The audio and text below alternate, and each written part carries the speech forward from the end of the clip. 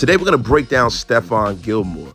Now, Stephon Gilmore is a 33-year-old cornerback that last played for the Dallas Cowboys.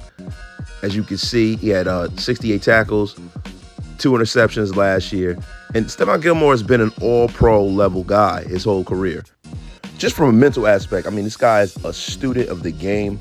He can really serve as a mentor for some of our young defensive backs and players on the team. 5-time Pro Bowler, 2-time All-Pro, and 1-time Defensive Player of the Year. So, he has an impressive resume. Now, Gilmore still possesses high-end coverage skills. But like many players his age, he has an extensive injury history, some nagging injuries. He is not getting any younger. But we're going to break down his injury history. Gilmore's only played 5 of his 12 seasons without missing a game. So he's been an injury-prone guy. As you can see right here, he's had a fractured wrist, a hip tear, groin pull, concussions, labrum tear, cranial concussion, another concussion, knee strain, quad tear, finger dislocation, groin strain, shoulder dislocation. And this has been over his career. And he's always been a high injury risk, and he's an older player. And we got to take that in consideration now. As far as scheme, this guy's been in many different defenses. I mean, it's a scheme fit for almost virtually any defense at this point. So we're going to get into a little bit how he fits with the Raiders. Historically, Gilmore has been one of the NFL's premier man corners. He has boasted a grade in the 99th percentile of players when it comes to man coverage. I mean, it's 90.1. It's a PFF grade. And he's been there since 2018. Gilmore has always been great with his hands. Really, really good press man guy. He actually prefers at the line of scrimmage not to press guys. He gives them a little space so that he can kind of recognize their route, run a route with them, and kind of disrupt what they do. The guy's a master technician as far as a cornerback goes. He just is. He's on a Hall of Fame trajectory. And when you have players like that in your building, there's nothing but right that can happen with that. Now, as far as how the Raiders play this game, the Raiders are a zone defense, right?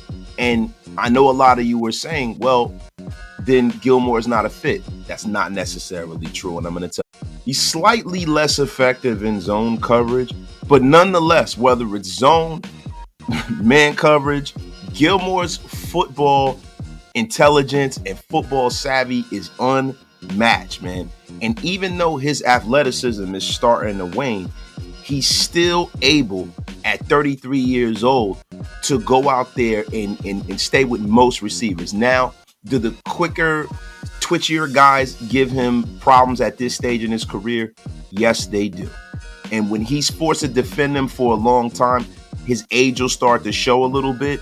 But Gilmore is the caliber of athlete that will figure out what they're doing and slow them down. So you might get him the first time, but you're not going to get him the second time.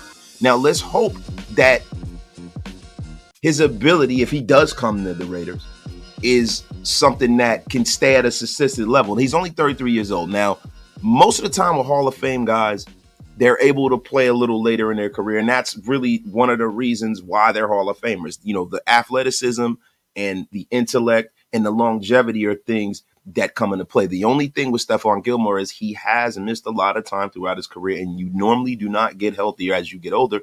But in the last 2 years, out of the 5 seasons that he's been completely healthy and played every game, he's done that for Dallas and Indianapolis. In Indianapolis, he played 16 games, played 17 games for the Dallas Cowboys. So the guy has been healthier as he's gotten older, which is strange to me, right? It could be an anomaly, but we'll see. Now, for Patrick Graham, Gilmore is the kind of player that is excellent. He excels at describing his coverage, and that could be helpful for a guy like Patrick Graham who runs a lot of intricate defenses.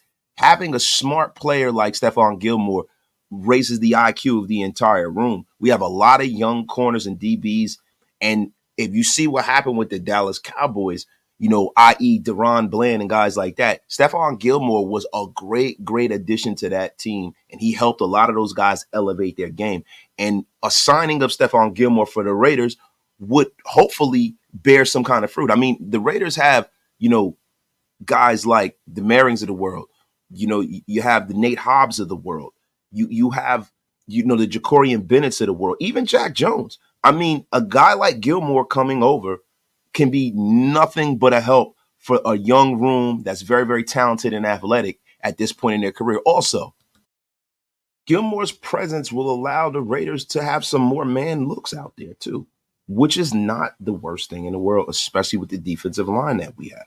So, Patrick Graham can go into his bag of tricks and actually expand some of the Raiders' tendencies. And it's harder for offenses to game plan for a team like that. Now, at this point in the game, Stephon Gilmore is not out there on the free agent market because no one wants him.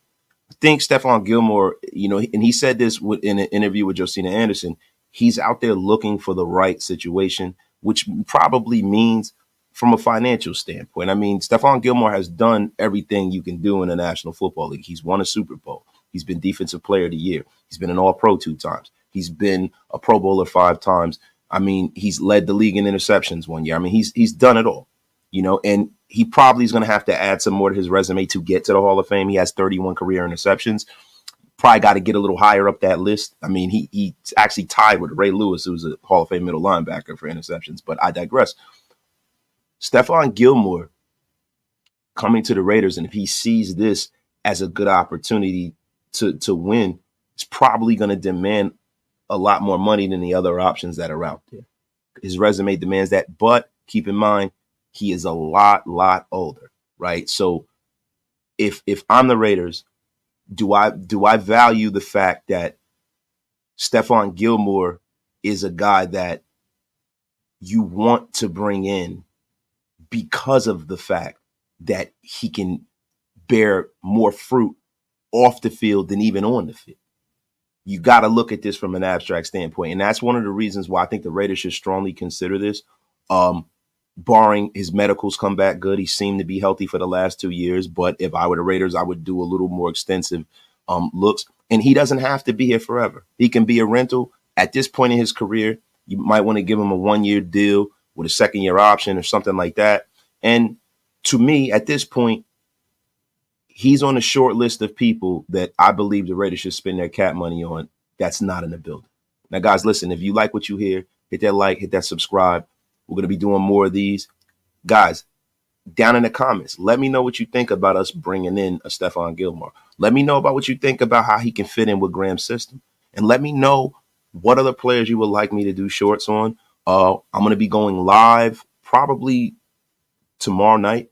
And also, we're going to have some more shorts coming at you, man. But, this is your man, Wasted Talent. Make sure you guys hit that subscribe button. We're on the race to 15K. Hey, we're trying to get into the upper echelon of this Raider content thing, man. So do me a favor, man. Hit that subscribe. Hit that like button. It helps the algorithm. And do me a favor. Share this thing out to all your social media platforms, or you tell a friend to tell a friend. This is your brother, Wasted.